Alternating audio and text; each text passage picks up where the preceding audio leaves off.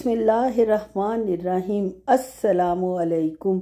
माशाल्लाह ईद गुज़र चुकी है और कैसी गुज़री है वो आप लोगों ने मुझे ज़रूर कमेंट में बताना है। इंशाल्लाह सबकी बहुत अच्छी गुज़री होगी। और जनाब पूरे रमज़ान में इस दफ़ा अफ्तारी नहीं करवा सकी क्योंकि मेरे बाजू में दर्द था।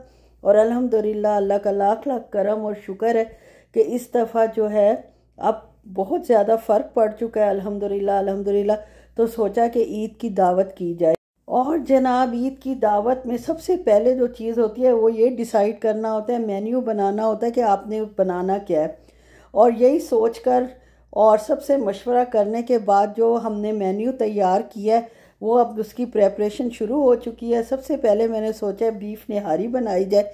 निहारी एक स्पेशल डिश है और हर मौके पर बहुत अच्छी लगती है। और इसके लिए जो सबसे शानदार मसाला है वो शान का निहारी मसाला है। मैं जब से निहारी बना रही हूँ बहुत मैंने रेसिपीज़ ट्राई की हैं, अपनी भी और नेट से भी ली हैं, लेकिन जो शान की निहारी मसाले से मसाला निहारी बनती है उसका कोई यार जवाब नहीं है। खैर पाकिस्तान के मसाले जो हैं वो ज़्यादा तीखे और मज़ेदार होते हैं और जो सऊदीया में निहारी का मसाला मिलता है उसका माइल्ड सा टेस्ट होता है। तो ये जनाब पाकिस्तान का मसाला था। परफेक्ट निहारी बनाने के लिए परफेक्टली इसको फॉलो करना है, उन इंस्ट्रक्शन को नहीं जो डब्बे पे लिखी हुई हैं। आपने अपने दिमाग से रेसिपी बनाकर उस पर चलना है और परफेक्ट रेसिपी हासिल करनी है। इसमें सबसे पहले मैंने ऑयल डाला था और ऑयल में मैंने अपना बीफ डाल दिया। बोनलेस बीफ था, इसकी मैंने चर्बी शर्बी उतार ली थी। और इसके बाद मैंने मसाला घोला था शान निहारी मिक्स का, 1 कप पानी में वो डाला है, भूना है। जब ऑयल निकल आया है तो पानी डालकर इसको 1 घंटे का प्रेशर दिया है। 1 घंटे में निहारी का गोश्त इस तरह गल जाएगा कि आपका चमचा भी लगेगा तो वो सारा शोरबे में उसकी ग्रेवी में बिखर जाएगा।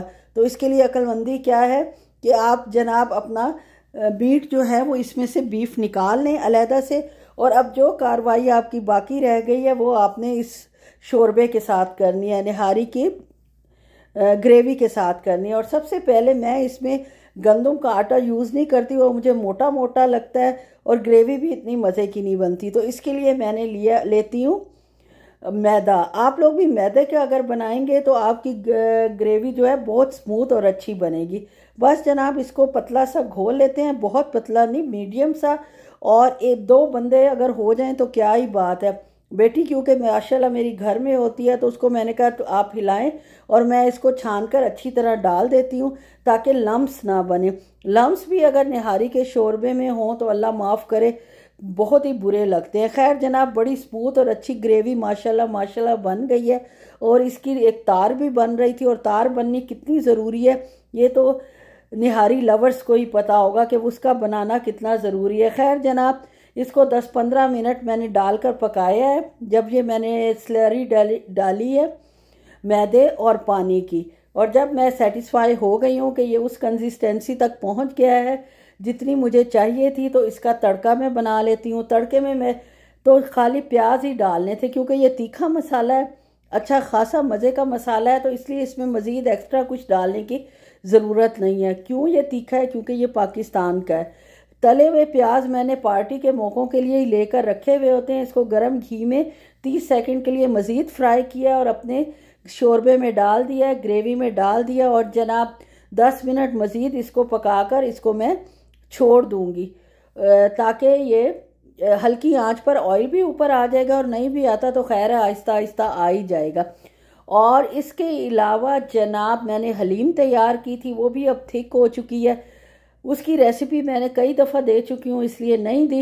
ये जनाब ये भी है शाही हलीम है, किस कंपनी की अब ये मुझे नहीं याद इस वक्त। वो शाही हलीम तैयार हो चुकी थी और मुझे करनी थी फ़िश फ्राई।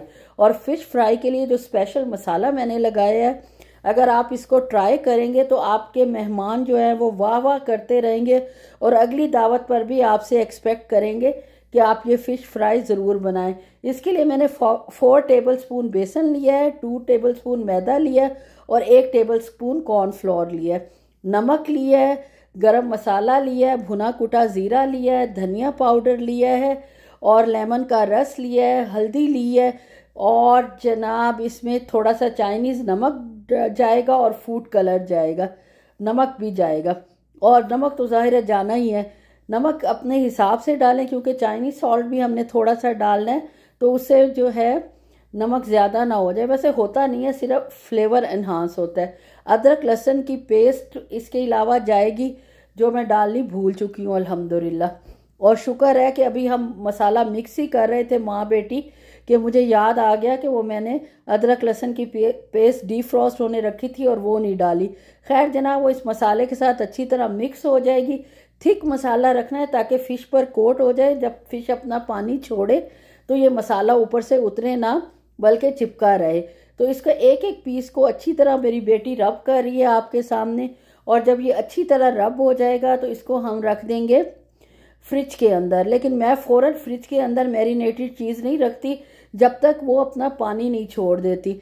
पानी छोड़ने का मकसद ये है कि मसाला अंदर एब्जॉर्ब हो चुका है और आपका जनाब फ़िश जो है वो रेडी है तैयार होने के लिए।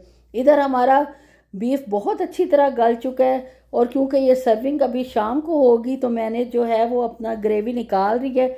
इसके अंदर ये बीफ डालूंगी, जब ये इसके अंदर पड़ा रहेगा तो ख़ुद ही ग्रेवी इसमें जायका आ जाएगा।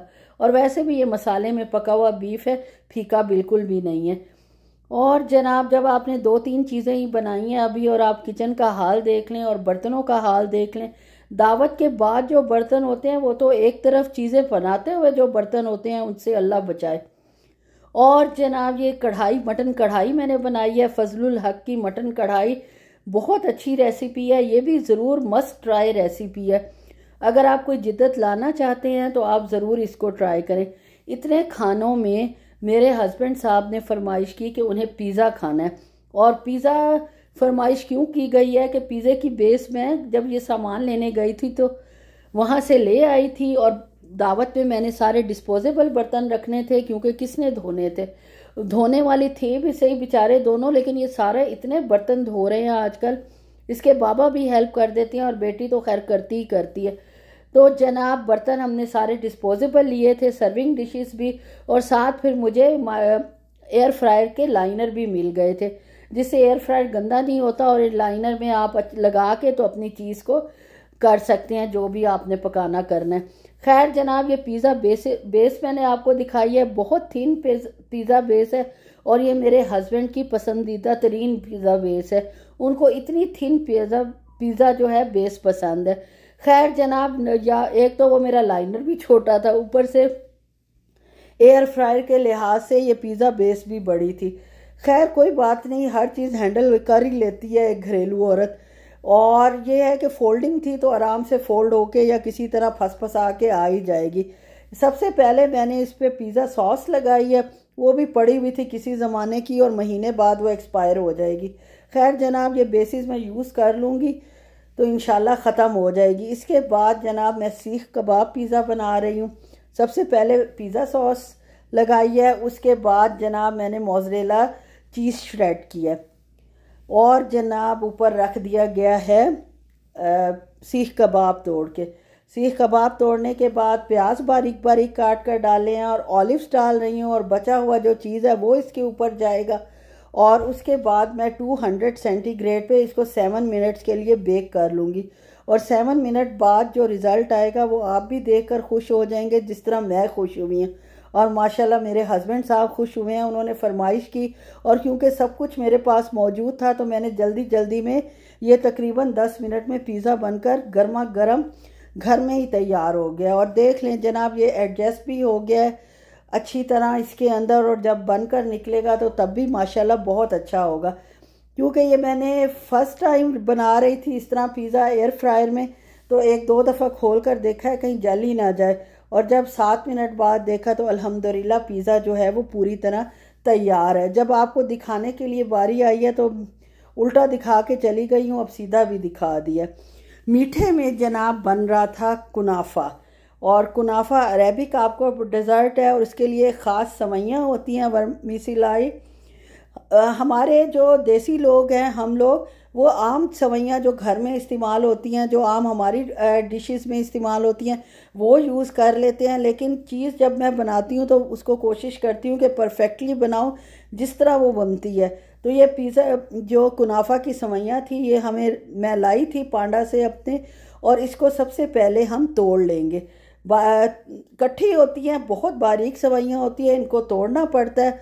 और तोड़ने के बाद मेल्टेड बटर जो है वो आप एक एक टेबल स्पून कर कर डालेंगे, और ओवर भी नहीं डालना और कम भी नहीं डालना, मुख्तलिफ़ जगहों पर डालेंगे ताकि जो हर हिस्सा है मतलब इनका कुनाफा की सवैयों का ये उस पर लग जाए। डिप नहीं करना, भिगोना नहीं है, बल्कि उस पर लगाना है कि अच्छी तरह बेटी से मैंने मिक्स करवा लिया है। और हमें इसके लिए चाहिए थी थिकन क्रीम, मोज़रेला चीज़ मैंने श्रेड करवा लिया है। थिकन क्रीम मैं इसके अंदर डाल दूंगी, तकरीबन 200 मिलीलीटर है और 200 ग्राम ही चीज़ है हमारे पास। इन दोनों को हम कर लेंगे अच्छी तरह मिक्स, और मिक्सिंग इस तरह करनी है कि चीज़ और क्रीम में कोई फ़र्क ना रहे, बल्कि क्रीम चीज़ बन जाए, आप ये समझ लें। उसके बाद जिसमें आपने इसको बेक करना है, आपने कुनाफा को अपने उसको बटर कर लें, बटरिंग उसकी अच्छी तरह कर लें। पहले मैंने सोचा 2 उसमें कर लूँ और इसको ज़ाया ना करूँ कुनाफा सवैयों को, लेकिन फिर मैंने रख ली थोड़ी सी बचा के और एक में ही बेक किया। इसको आप लगा देंगे बेस के ऊपर और टाइटली लगाना है ताकि वो एक लेयर बन जाए, और इसको ऊपर से दबा भी अच्छे से देना है। दबाने के बाद आपने किनारे छोड़कर ये जो क्रीम चीज़ का मिक्सचर बनाया है, जिसमें कि थिक एंड क्रीम है और इसके अलावा मोज़रेला चीज़ है, अभी तक हमने चीनी का इस्तेमाल नहीं किया, और ये बहुत अच्छी डिश है। आप मुनासिब चीनी में इसको बहुत अच्छा बना सकते हैं। चीज़ की लेयर देने के बाद जो बची हुई कुनाफा सवैयाँ है वो सारी आपने नहीं डालनी, बल्कि उतनी ही डालनी है जितनी की ज़रूरत है। बाकी बच गई हैं तो संभाल कर रख लें किसी छोटे बर्तन में, दोबारा ये बन जाएगा और काम आ जाएगा। और इसको अच्छे से ऊपर से प्रेस कर देना है। अगर सोफिस्टिकेटेड तरीके से प्रेस किया जाए तो आप इसको गिलास से की बैक साइड से या किसी चमचे से कर सकते हैं, जो कि मैंने करने की कोशिश की है लेकिन मुझसे हुआ नहीं। जब तक मैं उसको बेक होने के लिए रखा है 180 डिग्री पे 20 to 25 मिनट, इधर मैं इसका शीरा बना लेती हूँ। चीनी ली है मैंने 3-4 कप ही पानी लिया है, थोड़ा सा सेफ्रॉन लिया है, और इसके अंदर 1 टेबल स्पून के करीब लेमन जूस जाएगा ताकि इसकी क्रिस्टलाइजेशन ना हो। ये जब तक हमारा कुनाफा बेक हो रहा है, गरम गरम कुनाफे पर हमने गरम गरम ही शुगर सिरप डालना है। थोड़ा सा थिकंड हुआ था तो इसको उतार लेना है, और इसको थोड़ा थोड़ा करके आपने सारे कुनाफे पर अच्छे से फैला देना है ताकि ये गरम गरम, सिरप भी गरम है, कुनाफा भी गरम है। और इसको हम गार्निश करेंगे पिस्ताशियो से, क्योंकि सऊदी अरब में जितने भी कुनाफा मैंने देखे हैं वो सब पिस्ताशियो से ही गार्निश होते हैं। जनाब ये हमारा कुनाफा तैयार हो गया। मछली को हाफ़ डन मैंने करके रखा था, क्योंकि हाफ़ डन अगर करो तो ये क्रिस्पी फ्राई होती है। यखनी मेरी तैयार हो चुकी है, सीख कबाब मेरे फ्राई हो चुके हैं, फ्राई तो नहीं तवा फ्राई कह सकते हैं, शैलो फ्राई।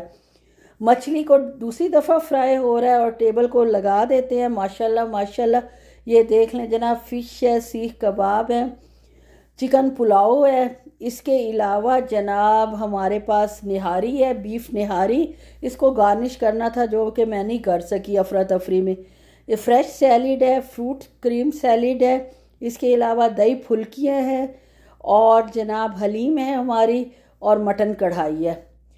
आपको कैसा लगा है मेरा मेन्यू? ज़रूर आपने मेरे दावत का मेन्यू मुझे बताना है। इसके अलावा मैंने चाट मसाला, खट्टी मीठी चटनी, हरी चटनी और जनाब हलीम का सामान रख दिया है टेबल के ऊपर।